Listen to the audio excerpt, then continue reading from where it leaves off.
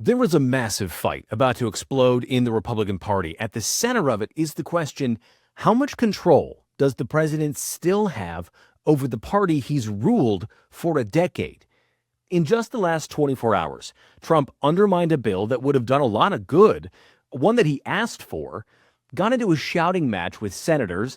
They later caved, kind of. Trump then told us all how he planned to undermine the midterms, and that was all before today, where everyone is holding their breath to see what the Supreme Court is going to do around some cases that could change the face and future of the nation. It's Thursday, June 25th, 2026. Welcome to Make It Make Sense. I'm Grant Hermes.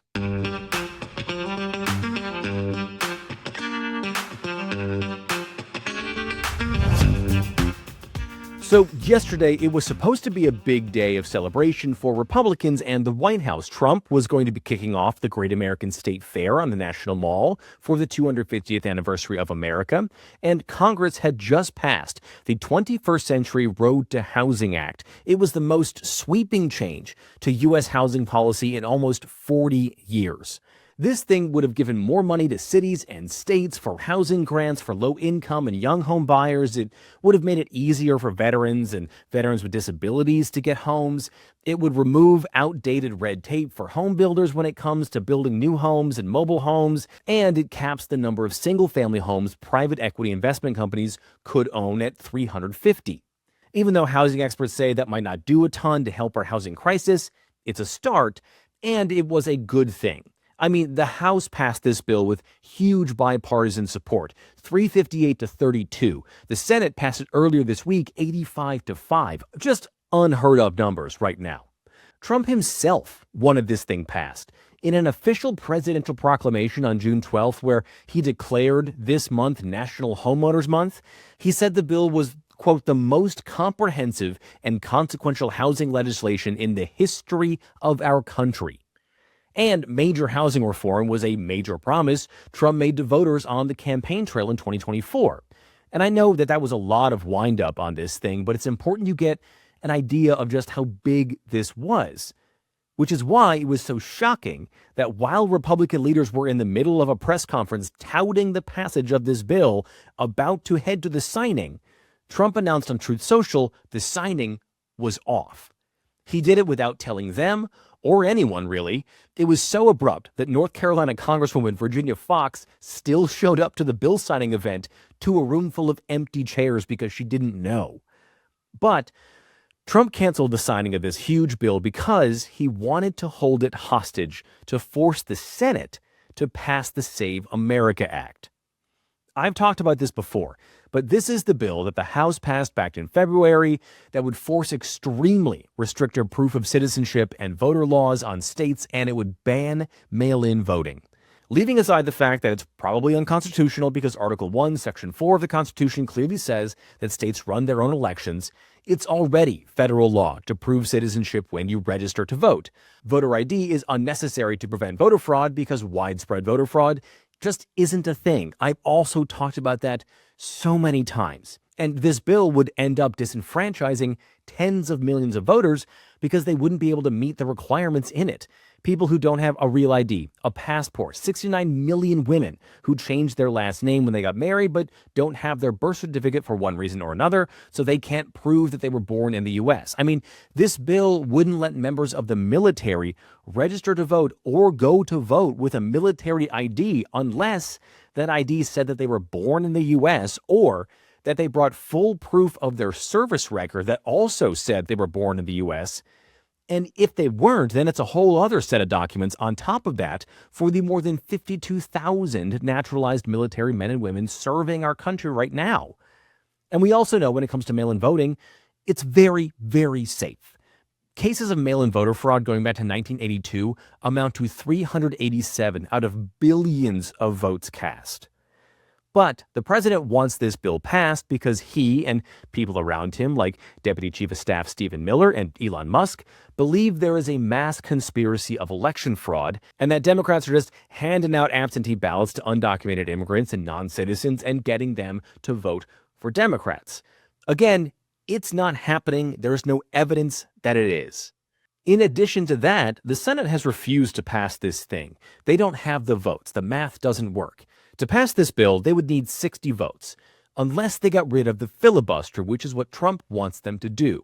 Now, the filibuster is the thing where a senator can stand and talk forever to get what they want, because it's just a rule that the Senate can vote to undo. Except there aren't any votes to do that either, because it would be giving up a huge tool of power that parties have when they're not in charge, and the Republican leadership knows that. But Trump still wants this bill, so he took a trip over to Capitol Hill, where he met with Speaker of the House Mike Johnson, who wanted to figure out a way for this housing bill to get signed because, it was a good thing that Congress did for once. And according to 4 different sources who talked to the Capitol Hill insider outlet Punchbowl News, Trump told Johnson, quote, "No one gives a shit about housing." And then he marched over to the Senate, where he had been invited to a lunch.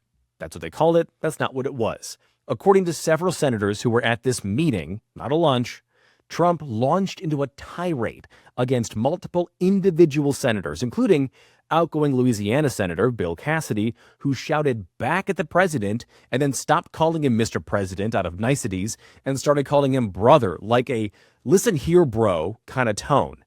Here's how Cassidy talked about the argument in the Senate halls after. The president didn't want to hear my question, interrupted me. I didn't care to be interrupted, and I'm not going to be bullied when I'm trying to get answers for the American people. And so it escalated from there. Cassidy wasn't alone in bucking the president, but it seems the president's anger wasn't really all about the Save America Act. It was mostly about the fact that on Tuesday night, the Senate passed a War Powers Resolution Act against Trump's ability to continue a war against Iran. A person close to Trump told the outlet Notice, quote, "Trump woke up Wednesday upset with the Senate, and the housing bill is just collateral damage right now for his frustrations with Thune, the leader of the Senate, and the Senate." Or, as one Republican senator put it, he's having a fucking tantrum. A presidential hissy fit over being forced to follow the Constitution when it comes to war. Now, the Senate did, however, give in to Trump's kicking and screaming because late last night they voted again on the War Powers Resolution and it failed, so kind of undoing the previous one that passed. Senators who changed their minds said they did it because the president had made it clear he needed the ability to go back to war to keep leverage during these peace talks with Iran, and they agreed, so here we are. Now, the Senate still doesn't have the votes to move forward with the Save America Act, and the Republican leader of the Senate, John Thune, still doesn't seem like he's going to push to end the filibuster, so maybe they're hoping that if they let Trump play war a little bit, he'll just drop this push on the voting bill. In the meantime, over in the House, this housing bill, is just sitting there. Technically, if this bill were to go to the president for his signature, it has 10 days, whether or not he signs it, before it becomes law. The problem is, we don't know if it's gone to the president's desk or not. If it doesn't go to his desk, then it just sits in this sort of legislative purgatory because there's no legal or constitutional timeline for Mike Johnson, the Speaker of the House, to send this bill to Donald Trump. And when it comes to the Save America Act, members of the House are trying to stick it into other major bills right now, and they've held up all of the other work the House wanted to get done before they go home for the 4th of July, and then likely when they come back for a little break and then again leave for summer recess. That ended all of their work, and they stopped work today at 1 p.m., and they're not having any more votes for the rest of the week. It's unclear if this idea is even going to work, if they could jam the Save America Act into a bigger bill and not have the Senate just strip it out later. Nobody really knows what's going to happen next, but it is making a lot of Republicans in the House pretty upset that they didn't get any work done this week because, as one member of the House put it, being upset with the Senate for not doing their job is like beating your dog for your neighbor not mowing their lawn. Now, the Save America Act is only one piece of how the administration telegraphed that it was going to be going after mail-in voting. It's actually part of a 4-front plan. I'm not going to get into all of those in detail, but it's the post office, the Save America Act, Trump may be declaring a national emergency around the election, and getting the Supreme Court involved. If you want to know more about that, I wrote all about it in the latest piece on the Make It Make Sense Substack. Okay, I'm going to take a quick break, and when we come back, the Supreme Court is saving the best or worst for last in its term, and it is taking a very long time.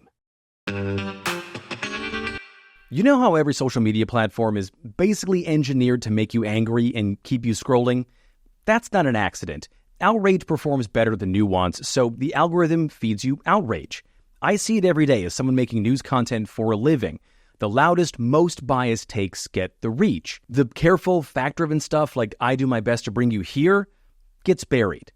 That's why I joined Say So. It's a brand new news app just launched, built by a group of former journalists and engineers who asked, what if we built news from scratch for people who actually want to be informed instead of people who just want to keep scrolling? No algorithm optimizing for outrage, no AI slop, just vetted creators delivering fact-driven coverage, curated so you can know what's going on in 5 minutes and then get on with your day. If you're the kind of person who is intentional about your sleep, your workouts, your work, what you eat, but your news diet is just whatever your feed throws at you, this is for you. The same energy finally applied to how you stay informed. I'm one of the first creators on Say So, and my favorite feature is that I can link my sources right in the video. That way, you know how I'm telling you the truth. And if you sign up now, you'll be one of the first users to join. You can download Say So. The link is in the show notes and the description. Go check it out and be as smart as you know you are. All right, let's get back to the show. We are coming to the very end of the calendar for the Supreme Court, and the justices, as they like to do, are holding their most controversial cases for last. The Supreme Court's term usually runs from October to about late June or early July. On their current calendar, the last day where they had anything scheduled was today. There were a few major cases that people were waiting on. We got a ruling earlier this week on one of those. We got 2 of those today, and the other 2, the biggest ones, it sounds like we're not going to get until Monday now. So the one we got earlier this week was a case out of Arkansas. This was a case where an appeals court allowed a law in Arkansas to stand that extended this thing to 7 states: Arkansas, Iowa, Minnesota, Missouri, Nebraska, and the Dakotas. And this law banned people with disabilities or who needed help reading their ballots from being allowed to bring someone with them to help them. Like, say, if they didn't read very well or if they didn't speak language. Now, that help can only come from a poll worker. This used to be something that was protected under the Voting Rights Act, and it no longer is because the Supreme Court didn't make a ruling on it. I have done quite a bit of reporting on this in states across the country, and the number one way that people with disabilities are disenfranchised when they can actually get into a polling place is by being intimidated by a poll worker who helps them vote. When it happens, voters have told me that a poll worker has made them feel uncomfortable for voting for a candidate that poll worker doesn't like, or they've tried to bully them into voting for a candidate that the poll worker does like. I've been told stories about poll workers intentionally misreading ballot questions. I've been told people with disabilities have watched poll workers spoil or void their ballots or throw them away after making comments about how they voted. So for many people with disabilities, being able to bring someone they trust with them or work with an organization that they trust to have someone to help them at their polling location was a lifeline for their full participation in democracy. And the Supreme Court said, at least in these 7 states, nah. Moving on, though, today the Supreme Court also issued 2 major rulings. Both were huge wins for the Trump administration's immigration goals. The first was a case about whether the administration could restart its controversial asylum ban at the U.S.-Mexico border. Now, last year, the Department of Homeland Security had suspended all asylum seekers from being accepted at the border. They told Border Patrol to turn everyone away who was claiming asylum unless they were already in the U.S., which is obviously tricky. The issue here was what federal asylum law means when it says a person arrives in the U.S.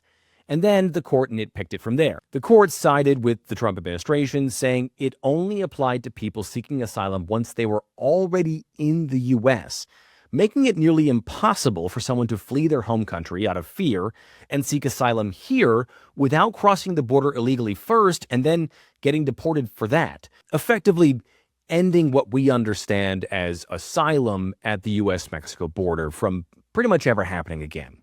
The next case was a ruling that ended what's called temporary protected status for hundreds of thousands of Haitian and Syrian immigrants who were given that status under the Biden administration, some of them before, because of the dire conditions in their home countries, and they fled here to the U.S. The administration has been looking to end TPS in general, but specifically for these groups to deport them, seeming to not care that deporting them will put their lives in danger. The court didn't care about that either and sided with the administration 6-3. Both immigration cases will let the administration ramp up ICE arrests, Border Patrol arrests, immigration raids, and deportations, likely as they try to meet the goal of deporting 1 million people by 2027. But there are still 2 huge cases left on the Supreme Court's docket that we thought we were going to hear today or maybe tomorrow, but it looks like the justices are going to take the weekend and likely release those opinions on Monday. Those cases are surrounding whether the president is able to fire the heads of independent government agencies for any reason at all and install his own political appointees. Now, right now, the heads of those agencies, like the FTC or the FCC, can only be fired for cause. That's based on a 90-year-old Supreme Court ruling that has been the law of the land since. That would be part of Trump's wish to remake the federal government in a way that serves him. Or, as his head of the Office of Management and Budget, Russ Vought, said to ProPublica this week, "I don't want President Trump having to lose a moment of time having fights in the Oval Office about whether something is legal, doable, or moral. And the only way you do that is by having your handpicked people across the government." Now, experts think it's likely the court is going to rule in Trump's favor on that one, but we'll see. Then it's the really, really big case. Does the Constitution guarantee birthright citizenship?